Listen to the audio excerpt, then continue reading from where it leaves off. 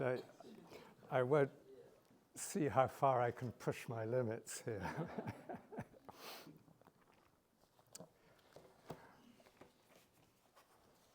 Well, today I'm preaching on Romans 12, verses 9 to 21.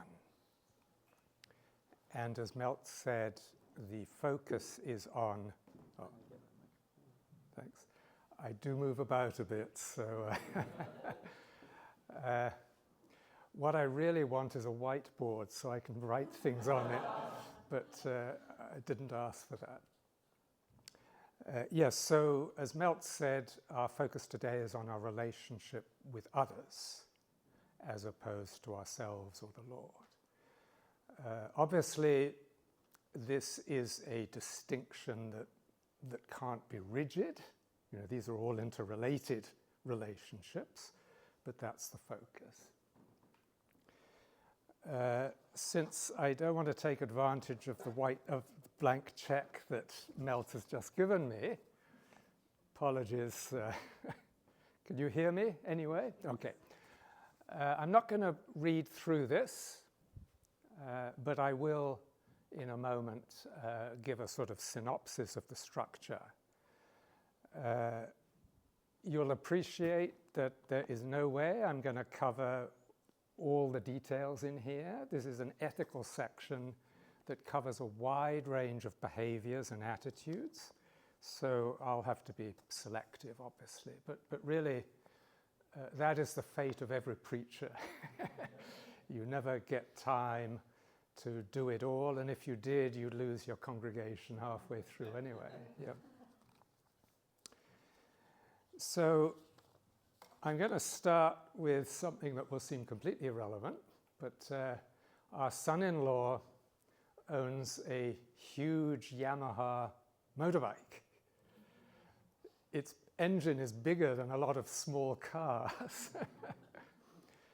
He got it at a pretty good price, but when he would start it up, it would give this huge roar. You know, the whole neighborhood knew he was starting his bike. And then it would start to sound asthmatic and it would gradually peter out. And it would take 4, 5, 6 starts to get the thing running properly. But Dallas he comes from a biking family. I'm not saying he's a biker. He doesn't wear Hell's Angel gear or anything like that. But he's grown up with bikes, so he has progressively worked on this bike, and because he works in our basement and my office is right above it, I hear what's going on. And he has lovingly taken that thing apart. He's rebuilt the carburetor at least twice. He has rewired it and located electrical problems and so on. He's painted it and he's got extra saddlebags. He's put a lot of work into what was a somewhat crippled bike. And my point is that that's what God is doing with us. You know, we are all, to some extent, crippled. Our carburetor doesn't work. Our wheels are they're not round. Our tires are flat. Who knows? But God is in the restoration business. And he's into restoring me and you, right? So if we look at this text, it looks like a long list of do's and don'ts. You might even think it's intimidating and it's just the law multiplied by 10, you know? In that respect, it's quite like the Sermon on the Mount, for instance. And there are a number of connections between the Sermon on the Mount and this passage, if we took the time to sort of spell them out. But the most obvious one, of course, is how we treat our enemies. Right? That's very similar to what Jesus says at the end of Matthew chapter 5. So we have to read this remembering that Romans 1 to 11 has come before it. And two key verses are Romans 3:23. All have sinned and lack the glory of God. And I use that word lack deliberately because the word, I'm not going to afflict you with a lot of Greek, but the word there means to lack. It's the same word that's used in John chapter 2 when the wine runs out. It's the same word used in the Greek translation of Psalm 23, the Lord is my shepherd, I shall not want. So if we say we've fallen short of the glory of God, it suggests his glory is up there and I'm trying to climb the mountain. We sang about climbing the mountain, but from the perspective of the new covenant, not the old, right? God's glory is not something that I'm trying to get to. It's something without which I really cannot be the person he created me to be, right? And much of those early chapters are about how God analyzes and provides a solution for that.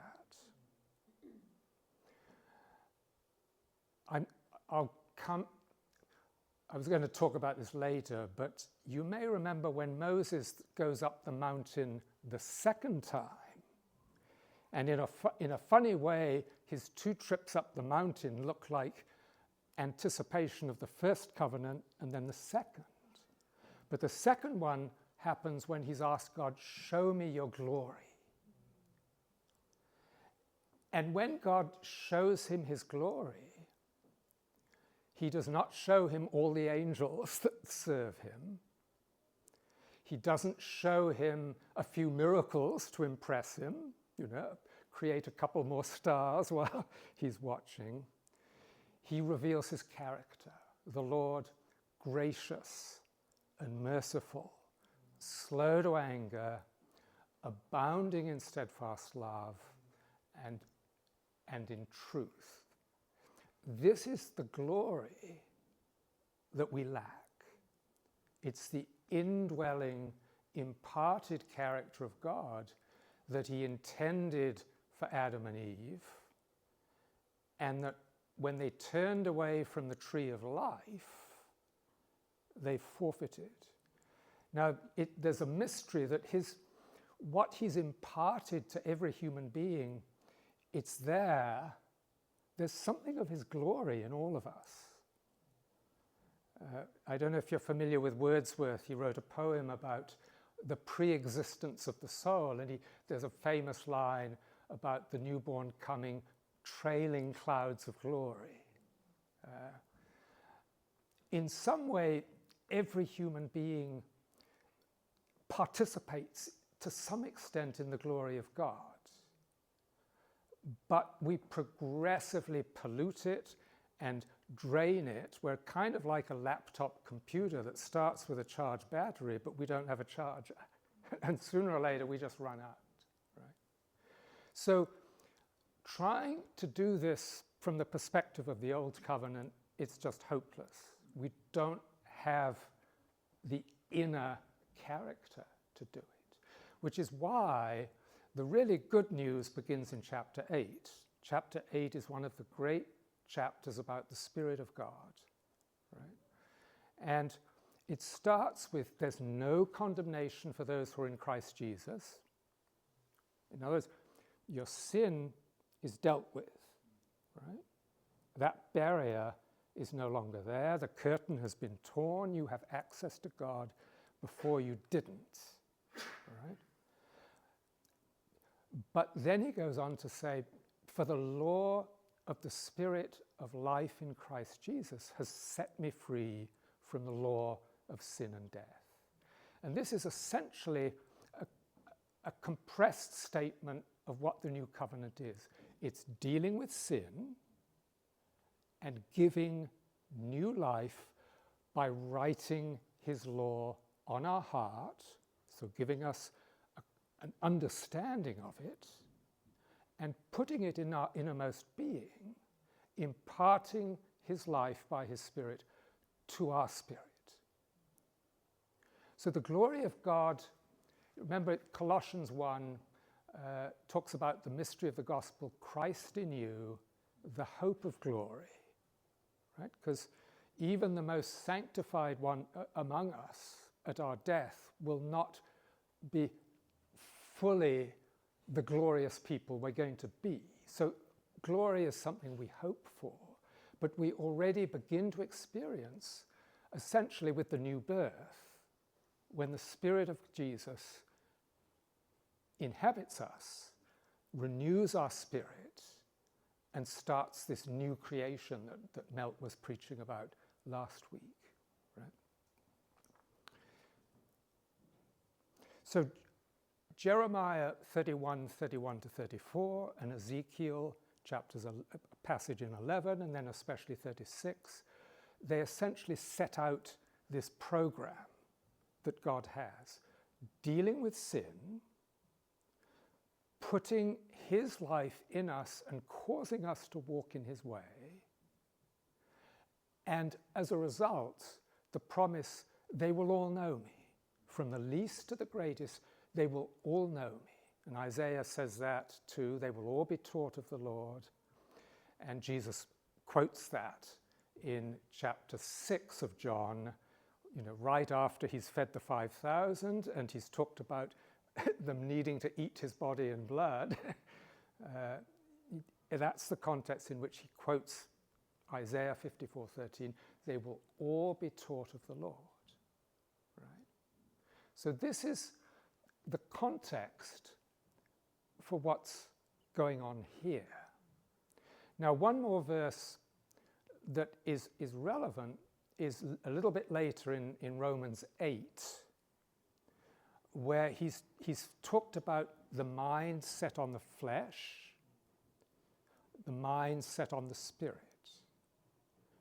And he's talking to Christians. So even though we're indwelt by the Spirit, it is still possible in a way that unfortunately he doesn't really spell out. Would that he did.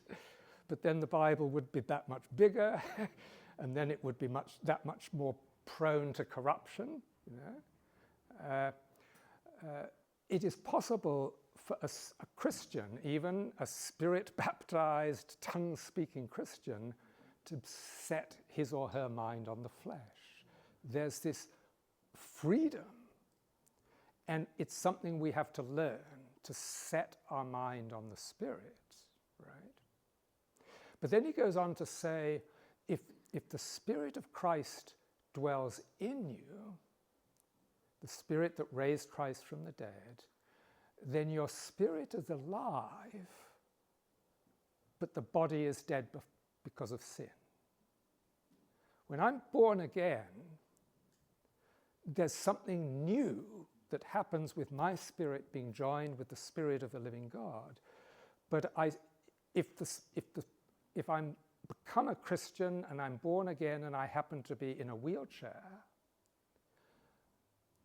chances are, now hopefully not, but chances are after that moment I'm still in the wheelchair. I have a body that's crippled by sin. I'm not saying the person in the wheelchair, this is the question the disciples put to Jesus in John chapter 9. Who sinned? The man born blind. Who knows? Sometimes it's clear and the Lord will give discernment and then the root can be dealt with. But often it's a sin that goes all the way back to Adam, But somehow every falling short or every lack of the glory of God, it can be traced back to sin. He did not intend these things when he created us. So, it all comes back to me learning to walk in the Spirit. And this presupposes that. So, in a way, this passage, it gives you a sort of sketch. you'll see that it starts with love must be free of hypocrisy. And I'll explain in a minute that that's the sort of heading for the whole passage. Right?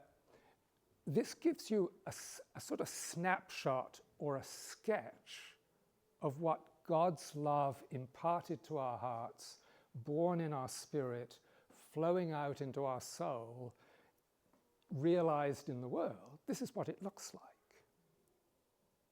It's kind of like in all these crime movies, and some witness sees the criminal, and they get the sketch artist to do a picture of the criminal so you could recognize him and connect with him in order to apprehend him. This is a sketch of what the Spirit in you looks like.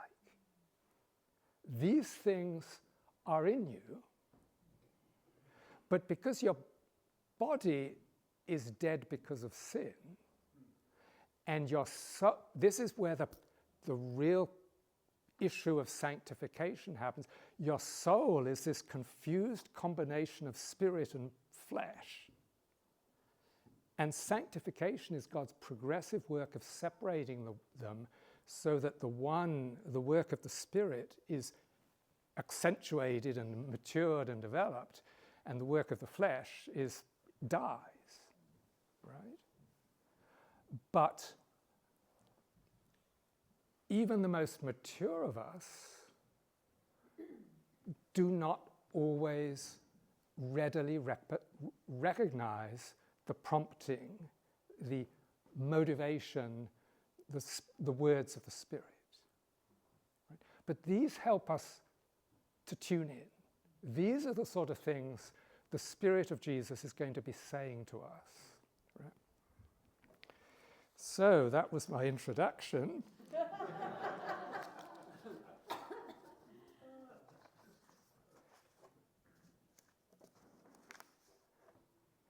I'm not going to take advantage of Melt.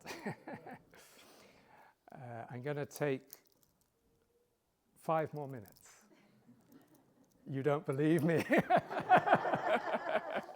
You could turn your clocks on and time me.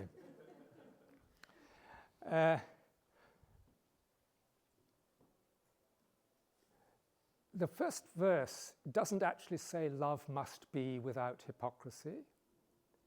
It says love unhypocritical. There's no verb there. And the first imperative doesn't come to verse 14. Everything before that is adjectival statements. And so in a way, this is a presentation of what love looks like. Right? In that respect, it's very much like 1 Corinthians 13. Love is doesn't say you've got to be patient. It's love is patient. This is what it looks like. Right? So this is the sketch of love, and of course it's a sketch of Jesus living in me. Right? And as I get to know him better, I get to recognize, oh yeah, this is of you. You know, I want to invite my neighbors to dinner or my, people in the church. This is an expression of love through hospitality. And we start to recognize the promptings. And then the question is, are we going to be like in Hebrews 3, today if you hear his voice, do not harden your heart, right? There are promptings of the Spirit that line up with these different, and usually he won't lay them all on us at once. He knows that we're frail and we're limited, but there's probably one thing at a time that he's prompting, right? And that's when I decide, because it may cut across my schedule. It may cut across what I've already planned. I wish I had another hour or two. I had an incident like that on Saturday, but I'm not going to go into it. So, unhypocritical. you remember Jesus had a lot to say about hypocrisy to the Pharisees. For instance, especially Matthew 23, the woes to the Pharisees. And one of the woes, he says, you're like whited sepulchres. You look great on the outside, but inside you're full of bones. Right? And basically, before we come to know the Lord, that's the truth of who we are. Right? I have no reason to believe that applies to anyone here, but all of us have a few dry bones inside of us, you know. And so whether we realize that, no, I've never actually known the Lord and his indwelling presence, and there's nothing but bones in there at all, if I'm honest. Or, yeah, Jesus is there inside the tomb, inside my body, but there's dry bones and garbage as well. Either way, Jesus offers us what a friend of mine calls the great exchange, right? We give him our ashes and dry bones, and he gives us beauty. And we were singing, the second song we sang is, I give it all to you, Lord, trusting that you will make something beautiful out of me, right? And the more I realize he wants to make something beautiful out of me, he's for me, the easier it is to trust him. And the easier it is to trust him, the easier it is to hear and respond to his Spirit, right? So, see, I finished.